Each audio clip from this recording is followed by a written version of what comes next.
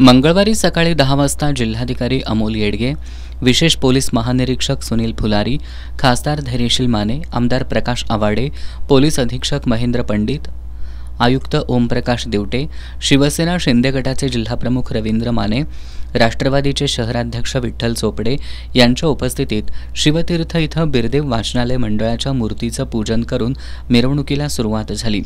लक्ष्मी प्रोसेसच्या विसर्जन मिरवणुकीत डीकेटीईचे ढोलताशा पथक तर श्री पंतभजनी मंडळाच्या मिरवणुकीतील भजनांनी सर्वांचं लक्ष वेधलं। काही मंडळांनी पारंपरिक वाद्यांचा गजर केला तर अनेक मंडळांच्या मिरवणुकीत महिलांचा सहभाग लक्षणीय होता।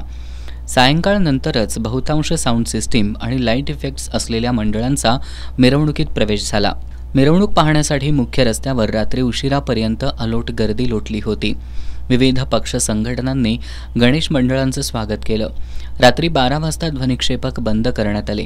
त्यानंतर ही मिरवणूक संथ गतीनं पुढे सरकत राहिली।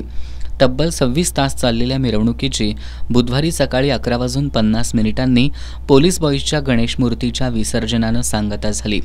पोलीस प्रशासनानं चोख बंदोबस्त ठेवल्यानं मिरवणूक शांततेत पार पडली।